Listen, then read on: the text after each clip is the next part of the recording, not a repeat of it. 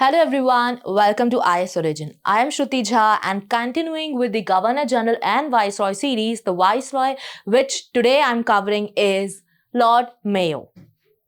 So, Lord Mayo जो हैं वो वॉइसरॉय रहे थे from the year 1869 to 1872.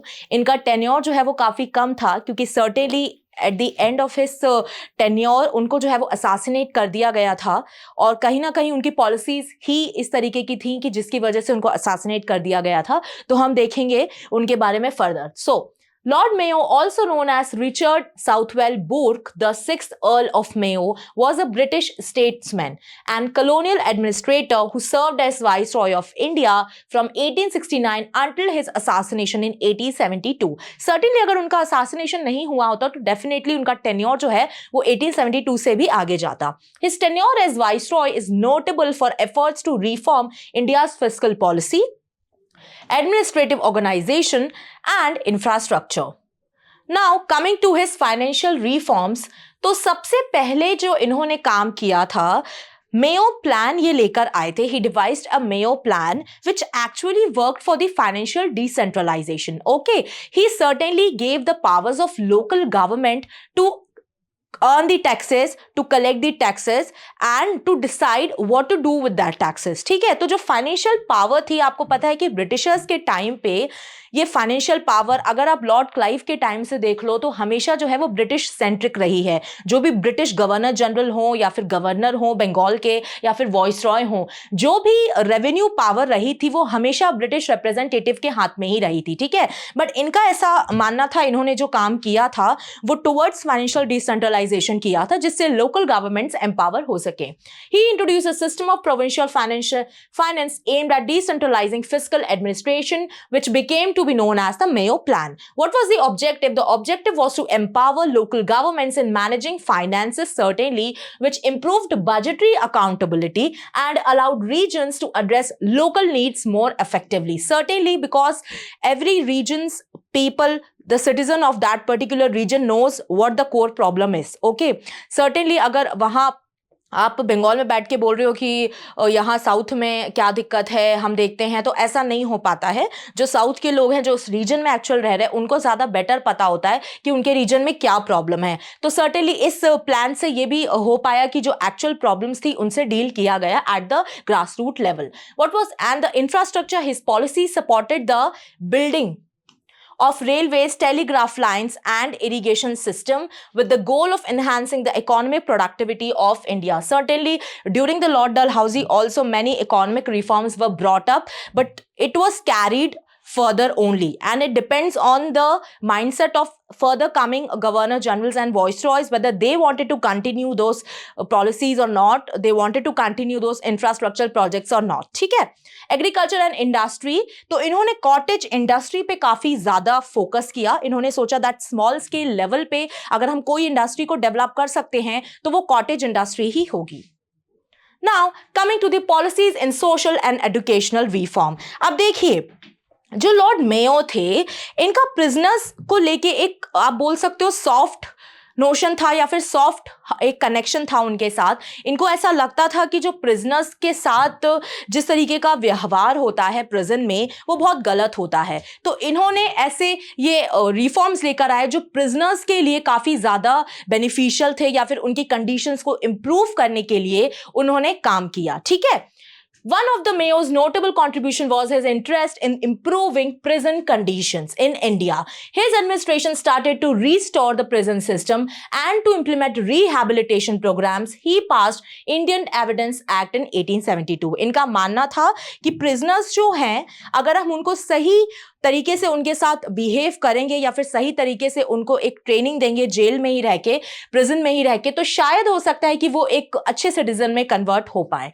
Education, he advocated for the spread of western education specifically to strengthen administration by training locals for government jobs. ठीक है, अब देखिए every Britisher certainly targeted towards promoting English education in India only because they wanted to have the administration very fluent for themselves. ठीक है, कोई दिक्कत ना आए, कोई ग्लिच ना आए, या फिर हर एक प्रोसेस जो है वो स्मूथली हो. वो कब होगा? जब कम्युनिकेशन आपका आसान होता है. और कम्युनिकेशन आसान सिर्फ तब होगा जब दोनों parties, both the parties who are communicating with each other understand one single language. ठीक है, अगर एक पार्टी को एक लैंग्वेज आती है, other party knows the other language, तो it is very difficult to communicate and come on the same table. तो एजुकेशन ने काफी एक मेजर रोल जो है वो वहां पर प्ले किया. उसके बाद उन्होंने Rajkot college at Kathiawar he founded and the another was Mayo college at Ajmer.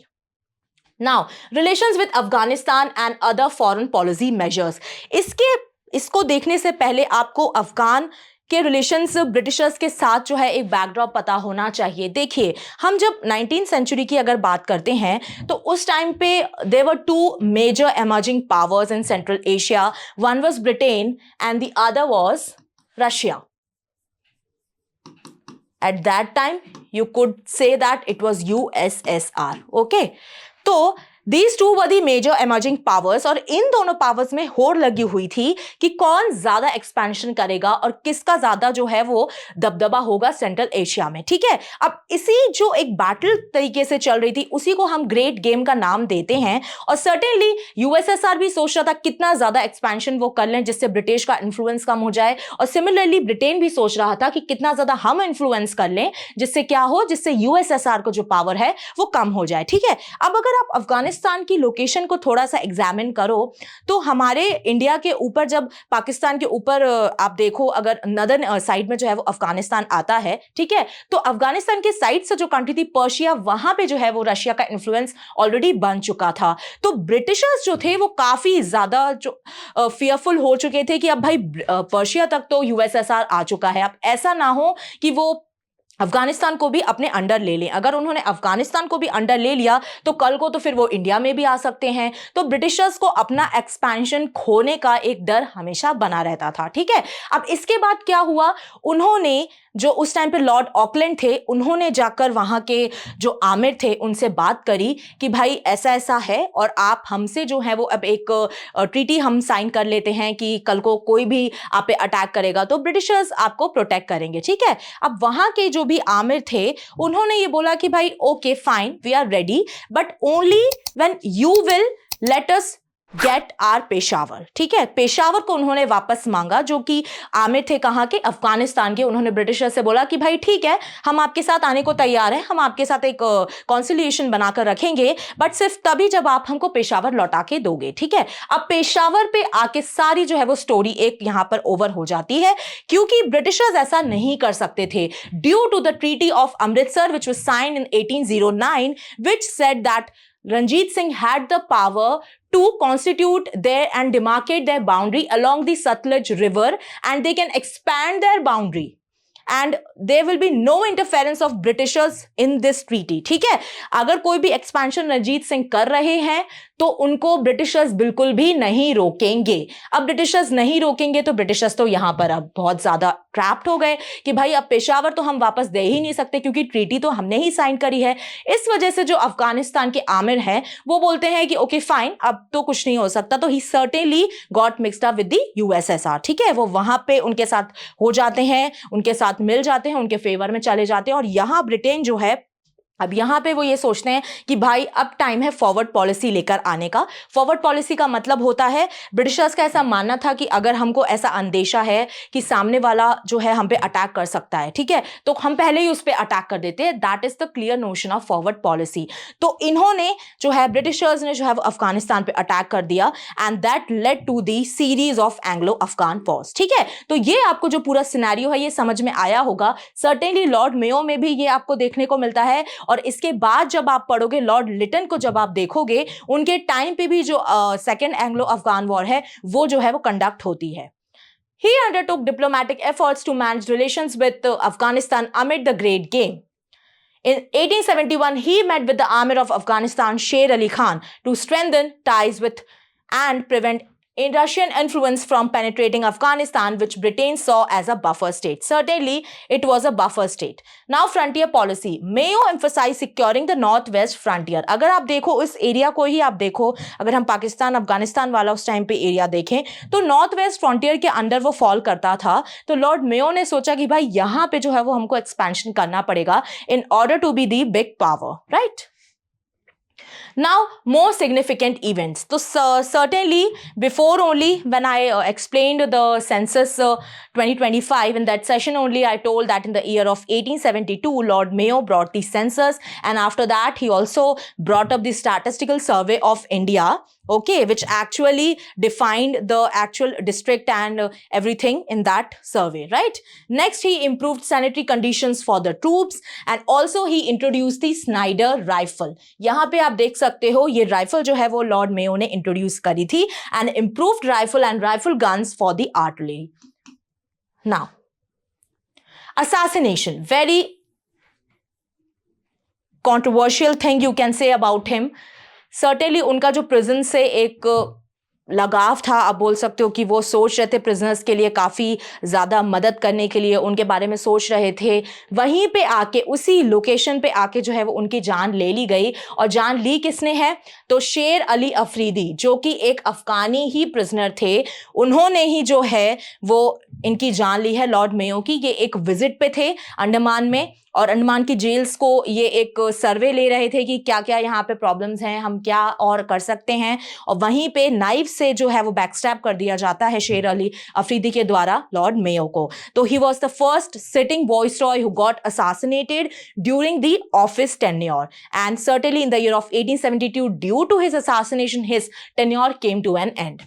On February 8, 1872, Lord Mayo was assassinated by Sher Ali Afridi, a convict at Port Blair in the Andaman Islands. Sher Ali was a Pathan who, resentful of his life sentence, fatally attacked Mayo with a knife during a visit by the Viceroy. Mayo was the only Viceroy of India to be assassinated in office.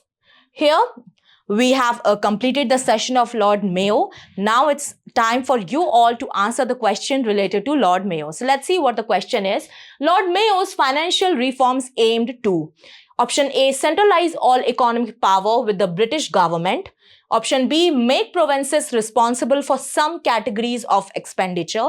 Option C, increase British government expenditure on military. Option D, abolish land revenue in India. So, you please answer all the questions related to all the Viceroys and Governor Generals in the comment section. And please, thank you so much for watching my session, and stay tuned on IAS Origin for more qualitative content related to series and other topics as well. Till then, पढ़ते रहिए, खुश रहिए. जय हिंद, जय भारत.